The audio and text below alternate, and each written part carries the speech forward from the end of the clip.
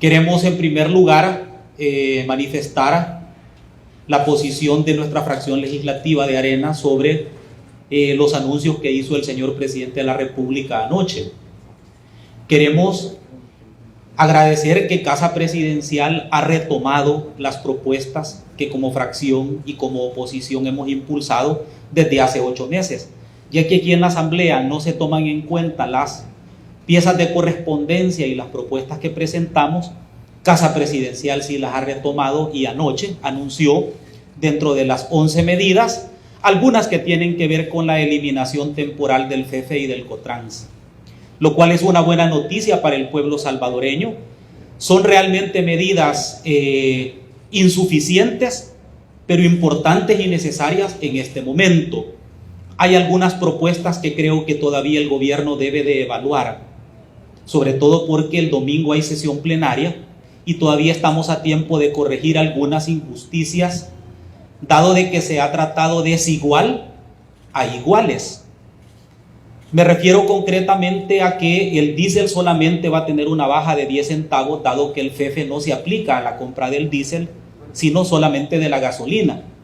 Por lo tanto, la cadena de suministros que se mueve a través del diésel, porque es el combustible que mueve personas y bienes y servicios, es la que se vería menos favorecida con la eliminación temporal del FEFE.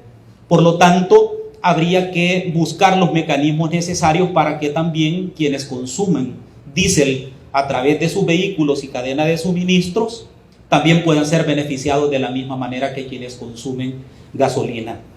Por otra parte, es importante mencionar de que si desde hace 8 meses, como lo propuso Arena, se hubiesen tomado estas medidas de eliminar temporalmente impuestos a insumos agrícolas, a canasta básica y a combustibles, el impacto en la economía salvadoreña fuera menos dramática que la que está viviendo en este momento. También es importante comentarles que en los próximos días estaremos presentando otras propuestas de ley que tienen que ver con la eliminación del IVA a un grupo de medicamentos de consumo masivo y popular, que son los que la familia salvadoreña está comprando, que no están suministrando los hospitales y que se consumen a diario en todos los hogares salvadoreños.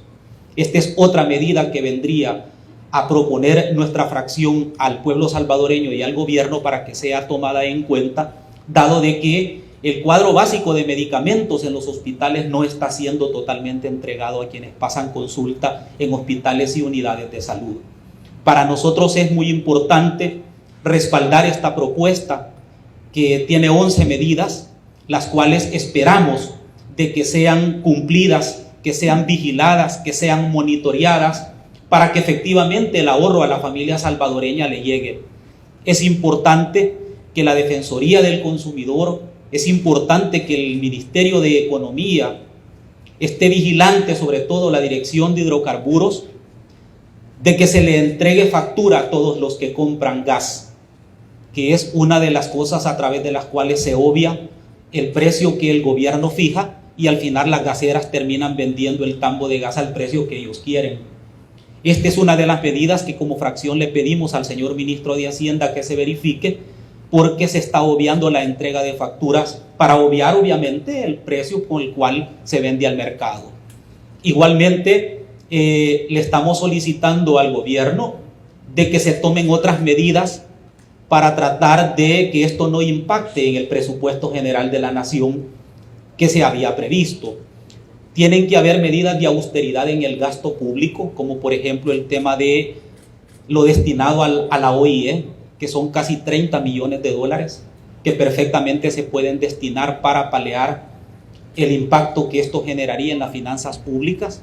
Es importante además de que las caravanas, los viajes, los eventos, la publicidad excesiva de Casa Presidencial y de otras instituciones, también se bajen estos presupuestos para que ayude a financiar las medidas que el gobierno adoptó y anunció anoche. Nosotros como fracción legislativa nos vamos a mantener siempre vigilantes y sobre todo propositivos ante esta crisis económica que vive el país. Si bien es cierto la crisis es a nivel mundial, las medidas para mitigar esta crisis son a nivel local y le corresponden al gobierno sobre todo en este momento en donde tiene un control total de todas las instituciones, es importante que funcionen tal como la Constitución y las leyes lo establecen. Si tienen alguna pregunta, con gusto. Sí, diputado, el presidente no mencionó austeridad, sino que le dijo al ministro de Hacienda que vea cómo hacer, pero no se establecieron alguna reducción de gastos. ¿Ustedes estarían pidiendo de que se haga una reducción de gastos, proponiendo alguna reducción de gastos también en este órgano legislativo? ¿Y darían sus votos también a eso? Efectivamente, por eso planteaba que solo destinados a la OIE durante el presente año son casi 30 millones. En publicidad para Casa Presidencial son más de 18 millones de dólares. En el caso del fideicomiso del Bitcoin son casi 300 millones de dólares.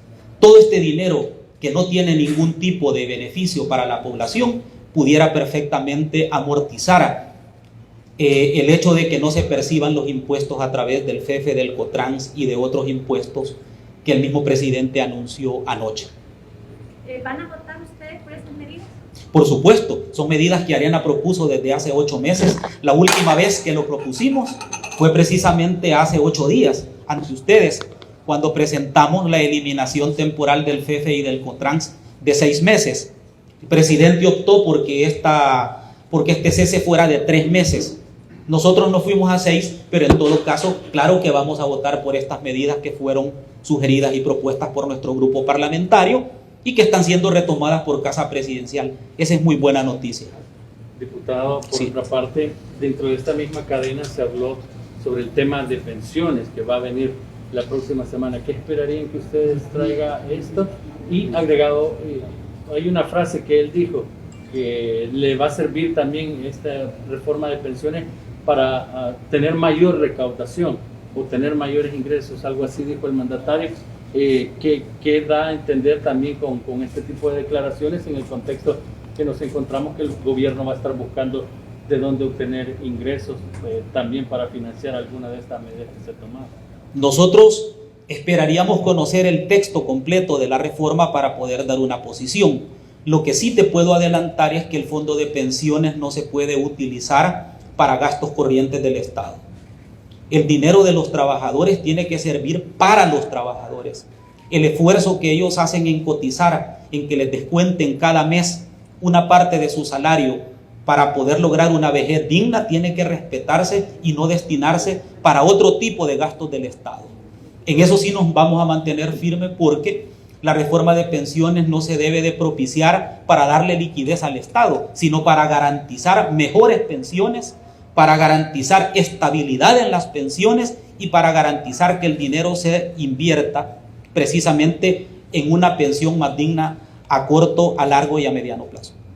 Como ustedes saben, el pasado 22 de febrero, este servidor junto con la fracción presentamos una pieza de correspondencia donde pedíamos de que se eliminara el impuesto del valor agregado a los agroquímicos, a las materias primas para la elaboración de concentrados. Vemos con alegría, por decirlo, de que el día de ayer anunciaban de que se van a congelar los aranceles para la importación de los fertilizantes, pero he estado recibiendo llamadas, mensajes de los agricultores, de los productores nacionales, que ven con preocupación de que para ellos no solamente está lo que es los fertilizantes. Y yo creo que habría que también ver cuánto es el arancel que se paga. Tengo entendido que anda por un 5% hasta un 10%, que sería el impuesto que se le estaría eliminando al fertilizante. Pero no solamente es el fertilizante al suelo el que utilizan nuestros productores nacionales. Y ven con preocupación el hecho, y estamos claros que hay que garantizar la seguridad alimentaria de la población, pero vemos que abren las puertas a las importaciones con 0 aranceles por un año para los diferentes productos que se pueden estar utilizando, como el caso de maíz. Sabemos que trigo no lo producimos, pero maíz, frijol, arroz, sí pueden nuestros productores nacionales con un incentivo estar garantizando la seguridad alimentaria para nuestra población. De igual forma, están incluidos algunos lácteos y otros productos de la canasta básica.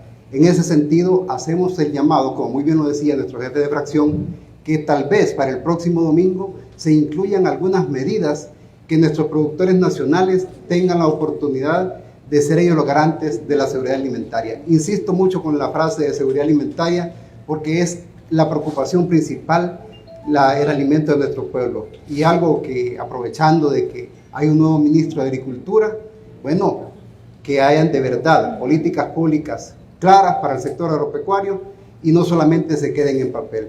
El próximo 25 de marzo estaremos cumpliendo 9 meses que se aprobaron los fideicomisos para café y para seguridad alimentaria. Así que esa sería aprovechando la oportunidad que ustedes tienen de hacer ese llamado, que se tenga la oportunidad de incluir a nuestros productores nacionales y con el temor que ellos ven en cuanto a los productos que pueden ingresar a cero aranceles.